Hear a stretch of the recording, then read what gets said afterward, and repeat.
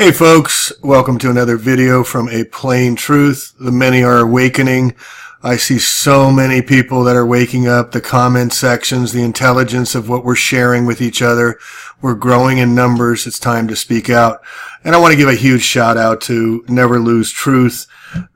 Please subscribe to this channel. They are doing amazing work in bringing out really critical information and sharing, breaking it down, connecting dots. And this one is on Trump signs CISA.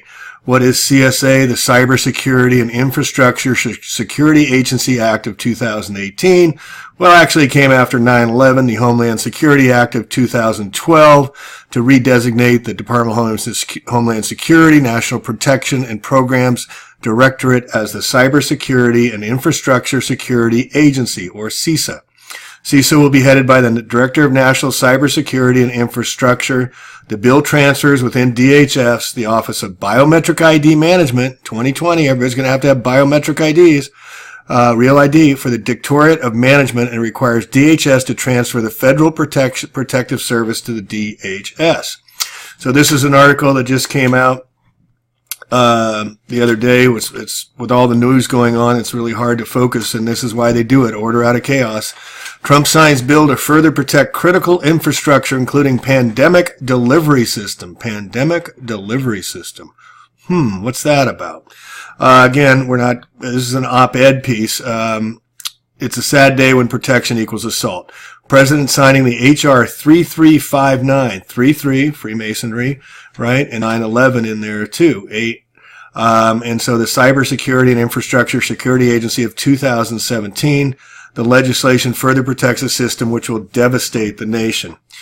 Embedded in the U.S. Patriot Act was Section 817, the expansion of biological weapons statute, which gave the U.S. government immunity from violating its own bioweapons laws. All right, now what this gets into is the anthrax that was released, which we'll get into in a minute, and how they pinned it on a guy when it was determined that it came from the United States. With the passage in law of Section 817, Congress affirmed the right of the U.S. government to deploy biological weapons with immunity. According to the CISA law, there is no private right of action, meaning there's no recourse. What this means is that the citizens or citizen groups have no right or ability to contest this law. Whose laws? Not my law. CISA reorganizes the DHS National Protection Programs into a new agency and prioritizes its mission as the federal lead for cybersecurity and infrastructure protection. The new agency, Critical Infrastructure and Cybersecurity Agency, is on the same level as FEMA or the Secret Service. It is beyond partisan politics. The weaponization of critical infrastructure in general and water systems in particular, has been promoted through the both parties that are on the same team. Red and blue make no difference, folks. They're just puppets. They're puppets. It appears that the project to reconfigure the country's water system was launched by President Nixon when Tricky Dick announced the U.S. was unilaterally abandoning its offensive biological weapon program. Of course they didn't. They just went underground.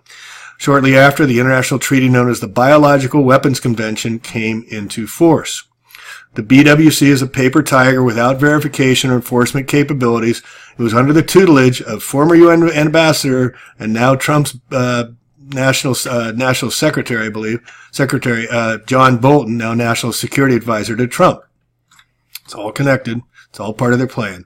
The CISA legislation, by removing any right to private action, further circles the wagons around the critical infrastructure and cements the U.S. ability to covertly deploy through water, which is defined as a critical infrastructure, any biological or chemical agent, and claim not only immunity but also deny any legal right to protest through this legal system. Given the covert nature of this delivery system, it is expected that the U.S. would claim that the resultant mass deaths to be attributed to naturally occurring pandemic. Just like the vaccines, the doctors have immunity, the big pharma has immunity, the government protects them as well. They're just protecting their own. So this goes back to the Patriot Act that was signed into law, was released 8 days after 9/11, 2001. Dick Cheney released the Patriot Act, and we had the letter sent to Daschle and Leahy, the two senior ranking Democrats, who refused to sign it. And then 8 days later, they got anthrax in the mail along with Tom Brokaw. Well, it was determined that the anthrax later on was the particulate matter was a trillion particulate matter that only could have been made in U.S. bioweapons labs in Dugaway Proving Grounds in Utah and the bioweapons lab in Fort Detrick, Maryland. And after 9/11, Fort Detrick, Maryland got $40 billion in additional funding. So now they had a problem because it was proven and shown. Here, Comey and Mueller, see, look at this. Mueller, remember Mueller, he's the one that bungled the case on the anthrax, right? He was all, this is all connected, folks. Look at Mueller today and Trump going back and forth. They're all on the same team. We need to wake up and start talking about us versus them, blue versus red. So they nail this guy, Bruce Ivins, and they say he's the lone wolf that did release the anthrax. And so he ended up committing suicide by Tylenol. I'm sorry, but you just cannot make this stuff up. All right, so where are we going from here? And let's go into a little bit of history just because I want to emphasize just how long they plan things out. Do you remember NAFTA in the Marrow they were going to bring out in 2008 when Bush and the Mexican governor and that used to be the executive of Coca-Cola and Canada were going to sign the Amero. They're going to create the Amero currency, but we got out there and the truthers and we made noise and they put it on hold. Well, they're bringing it back. President-elect Donald Trump has foretold in 1990 the heavy metal story. This is a cartoon book that predicted a wall put up by Trump in 1990, folks, the Trump wall. This is Trump right here. Here he is. The name Trump. His sign's on the dotted line. You see, but a man like Trump was not to be kept down, and it even looks like Trump. This is how long they plan this stuff. So when you talk about Trump and you drain the swamp, he's just feeding you lines, neuro-linguistic programming. Look it up. Just like Osama bin Laden, Hussein, Barack, Joe Biden. They make to confuse you, and then they play name games with you at all. The fires out here, the coverage from CNN on the fires was by a guy named Joe Fryer. It just goes on and on. They just hit paradise. I mean, this is just the way they operate. So let's get into a little more current. And here we see federal agencies lost track. This is a New York Times article, of all people. Let's see if I can show it here. New York Times, federal agencies lost track of nearly 1,500 migrant children placed with sponsors. Now, you remember the Walmart, Sam Walton, set up the Japanese internment camps, also worked with, U.S. Naval Intelligence before he founded Walmart. That's why these look like prisons, the retail malls. Over 9 of them have closed, and 900 stores have closed over the past year and a half. What are they going to be used for?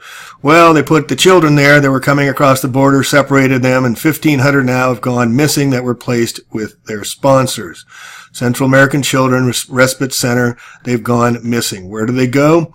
They go into the pedophile world where they're abused and unaccounted for, and no one seems to even care. All right, so we also have this. This was time around remember Sunday, the Paradise tax came on 11/9.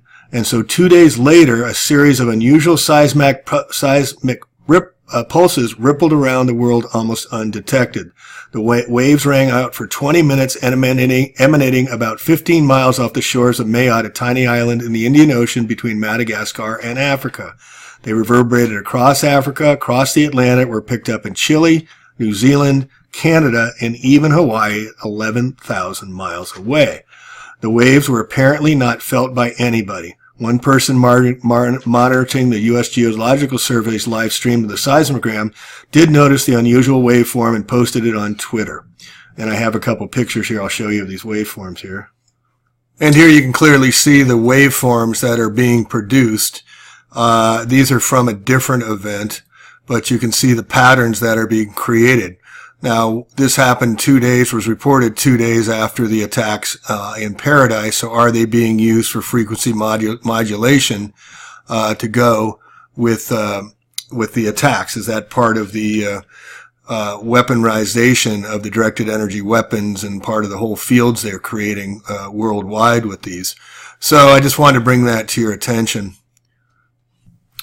And one last thing to bring your attention to that very few people know about is Gavi 2020, the General Alliance for Vaccine Initiative, to get everyone vaccinated by 2020. You see the goal here?